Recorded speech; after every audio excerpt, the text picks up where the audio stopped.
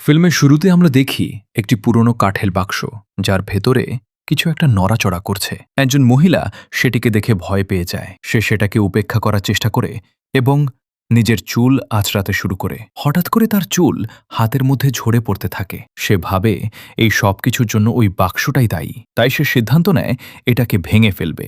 যখন সে হাতুড়ি নিয়ে বাক্সটার কাছে যায় তখন ভেতর থেকে অদ্ভুত শব্দ আসতে থাকে।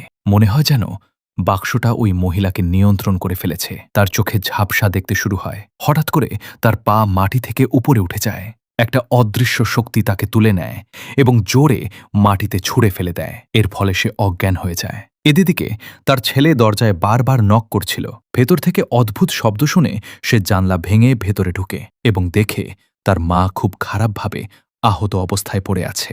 এরপর দৃশ্য কাট হয়ে আমরা দেখি একজন মানুষ, তার নাম ক্লাইড। সে জানায় যে সে তার স্ত্রীর থেকে আলাদা হয়ে গেছে। তারা এখন একসাথে থাকে না এবং ডিভোর্সের প্রক্রিয়ায় আছে। এই কারণে তাদের দুই মেয়ে বেশিরভাগ সময় মায়ের সাথে থাকে এবং সপ্তাহান্তে বাবার সাথে সময় কাটায়। একদিন ছুটির দিনে ক্লাইড তার মেয়েদের নিয়ে গাড়ি করে বের হয়। পথেতে তারা একটি বাড়ির সামনে একটি ইয়ার্ড সেল দেখতে পায়। এটা সেই একই বৃদ্ধ মহিলার বাড়ি এবং সে সেখানে বিক্রির জিনিসগুলোর মধ্যে সেই পুরনো কাঠের বাক্সটাও আছে যা তাকে আঘাত করেছিল। কোনো এক অজানা কারণে ক্লাইডের মেয়ে এমিলি বাক্সটার প্রতি আকৃষ্ট হয়। সে তার বাবাকে বলে এটা কিনে দিতে। তারা যখন চলে যাওয়ার প্রস্তুতি নিচ্ছিল তখন তারা দেখে ওই বৃদ্ধ মহিলা পুরো শরীর ব্যান্ডেজে মোড়ানো। সে জোরে চিৎকার করে ক্লাইডকে থামানোর চেষ্টা করে যেন সে বাক্সটা না নিয়ে যায়, কিন্তু এমিলি কিছুই বুঝতে পারে না। তবুও মহিলার চিৎকারে সে ভয় পেয়ে যায় এবং দ্রুত গাড়িতে উঠে বসে। তারা বাড়িতে ফিরে আসার পর এমিলি বাক্সটা খোলার চেষ্টা করে, কিন্তু সেটা খোলে না। তারপর ক্লাইডও চেষ্টা করে, কিন্তু সেও পারে না। শেষে তারা বাক্সটা এমিলির ঘরে রেখে ঘুমাতে যায়। কিন্তু রাতের মাঝখানে এমিলি একটা অদ্ভুত শব্দে ঘুম ভেঙে যায়। শব্দটা আসছিল বাক্সের ভেতর থেকে। আর এমিলি যখন সেটার দিকে তাকায় তখন হঠাৎ করেই বাক্সটা নিজে নিজে খুলে যায়। এমিলি এগিয়ে গিয়ে ভেতরে দেখে কিছু অদ্ভুত জিনিস। একটা পুরনো আংটি, একটা মৃত পোকা, একটা দাঁত আর একটা অদ্ভুত কাঠের বস্তু। এমিলি আংটিটা পরে ফেলে তারপর আবার ঘুমিয়ে পড়ে। আংটিটা পরার পর থেকেই আমরা এমিলির আচরণে বড় পরিবর্তন লক্ষ্য করি। সে আর আগের মতো হাসে না, কথা বলে না। যে কাজগুলো সে আগে করতে ভালোবাসত সেগুলোর প্রতিও তার আর কোনো আগ্রহ নেই। সে খুব চুপচাপ আর বিষণ্ণ হয়ে যায়। ক্লাইড এবং এমিলির বোন এই পরিবর্তনটা তেমন গুরুত্ব দেয় না। তারা ভাবে হয়তো এমিলি অসুস্থ বোধ করছে। কিন্তু পরের রাতেই আমরা দেখি এমিলি আবার সেই বাক্সের শব্দে জেগে ওঠে। এইবার সে বাক্স নিয়ে কি করে সেটা আমরা দেখতে পাই না।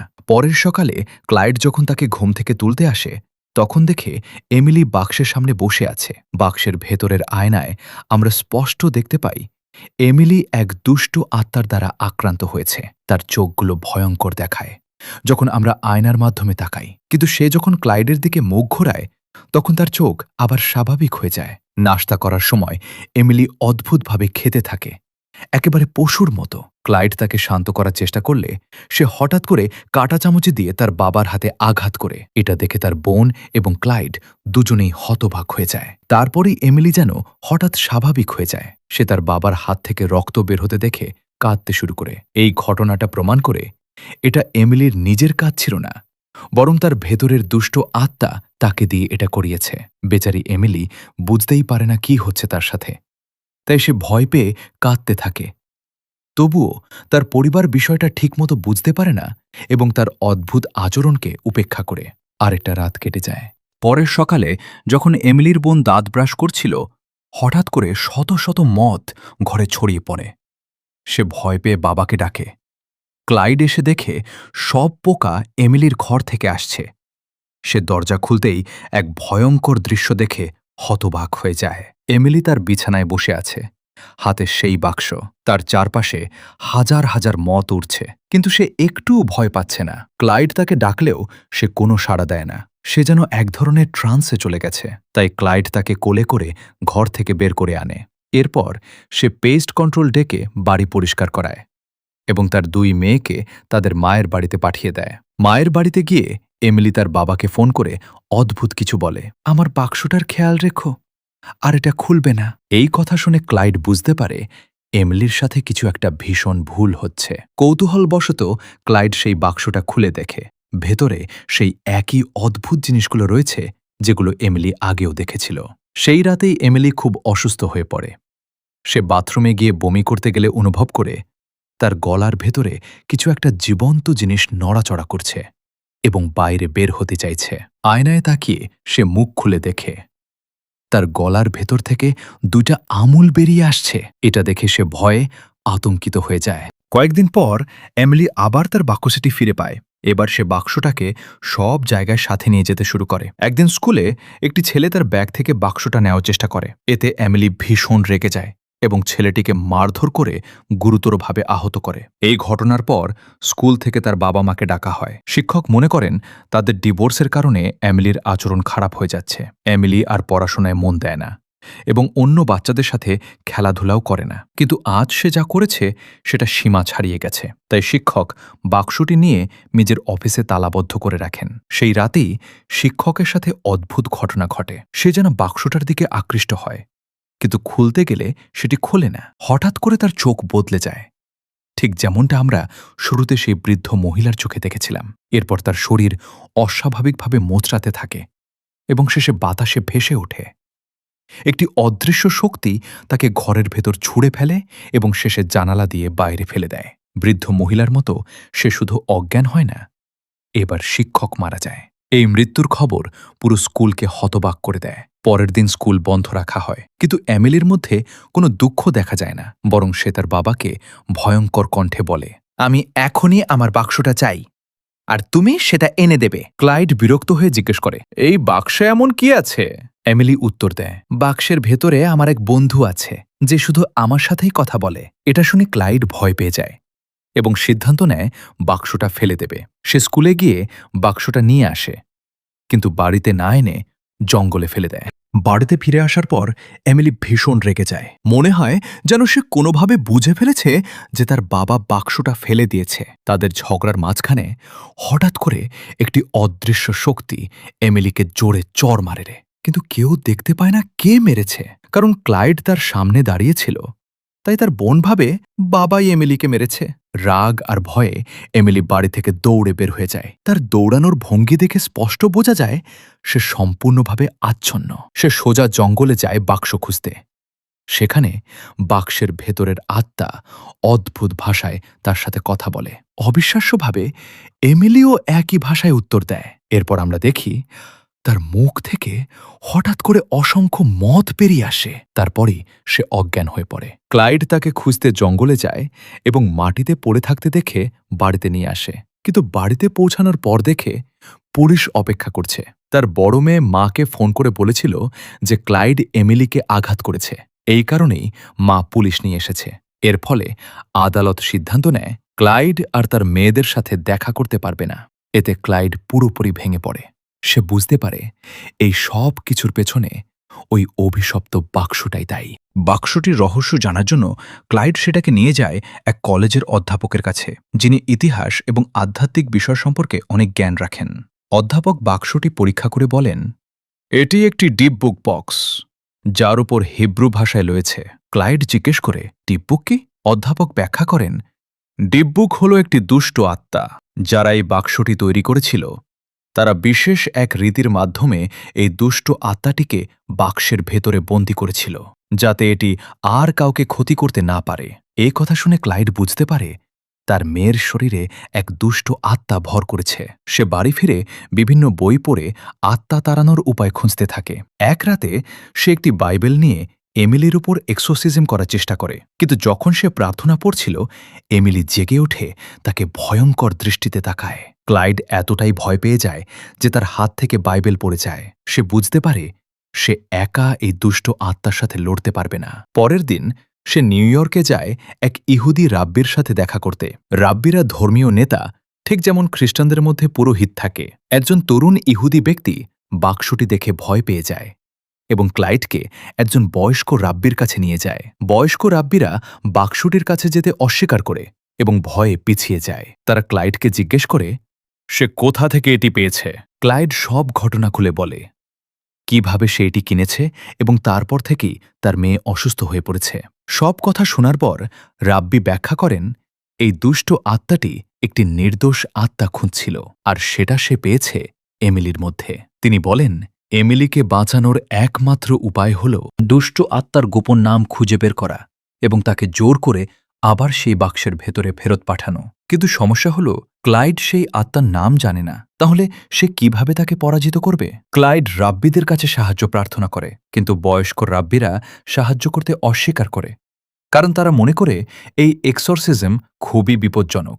হতাশ হয়ে ক্লাইড যখন সেখান থেকে বের হয়ে যাচ্ছিল, তখন আগের সেই তরুণ রাব্বি তার পিছনে আসে।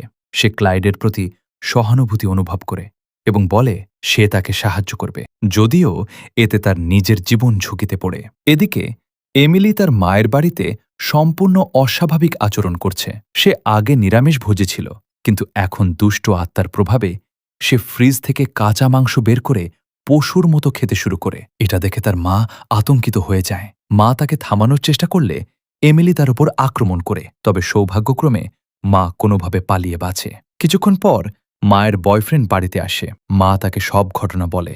বয়ফ্রেন্ড বলে, আমার মনে হয় এমিলির মানসিক সমস্যা হয়েছে, তাকে মানসিক হাসপাতালে পাঠানো উচিত।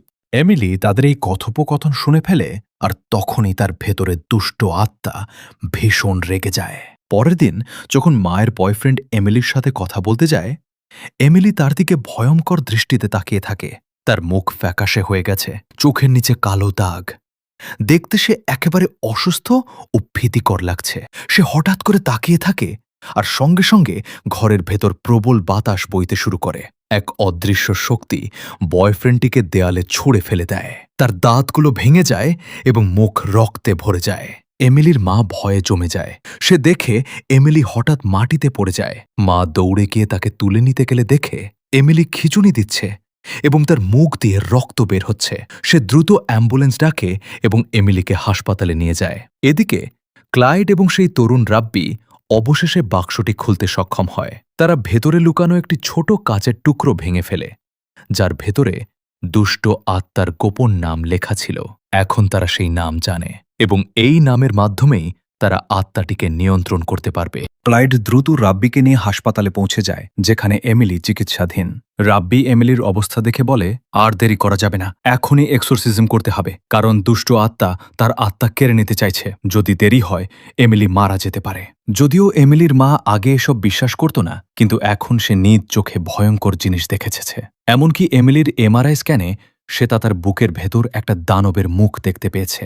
তাই সে এখন অনুরোধ করে যেন তারা দ্রুত এক্সোরসিজম শুরু করে। ক্লাইড এবং রাব্বি গোপনে এমিলিকে হাসপাতালের একটি খালি থেরাপি রুমে নিয়ে যায়। সেখানে রাব্বি প্রার্থনা পড়া শুরু করে। এক্সোরসিজম শুরু হওয়ার সাথে সাথে এমিলি ভয়ঙ্করভাবে চিৎকার করতে থাকে।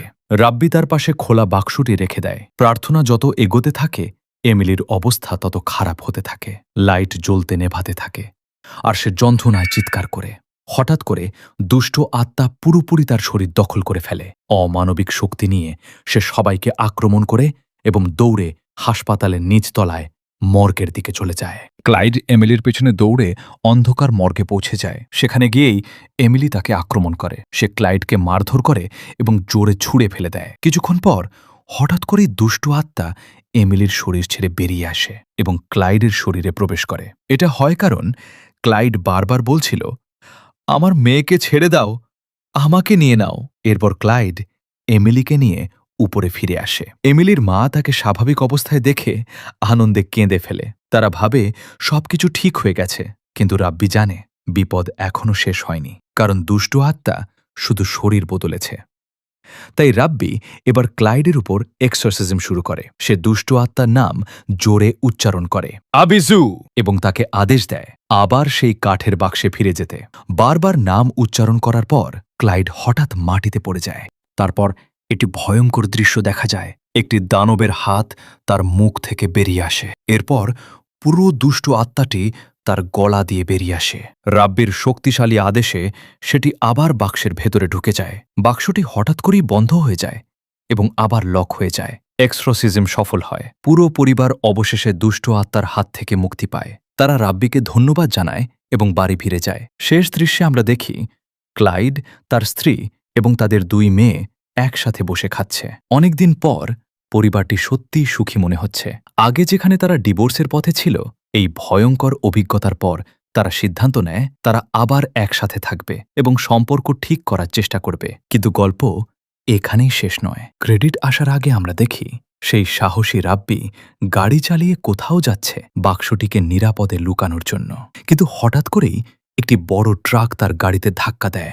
এটি একটি ভয়াবহ দুর্ঘটনা এবং রাব্বি ঘটনাস্থলেই মারা যায়। দুর্ঘটনার ফলে বাক্সটি গাড়ি থেকে ছিটকে রাস্তায় পড়ে যায়, কিন্তু আশ্চর্যজনকভাবে এটি একদম অক্ষত থাকে। এখন প্রশ্ন হল, পরবর্তীতে কে এই বাক্সটি খুঁজে পাবে এবং কার জীবন এটি ধ্বংস করবে? এভাবেই সিনেমাটি শেষ হয়, রেখে যায় এক ভয়ঙ্কর রহস্য।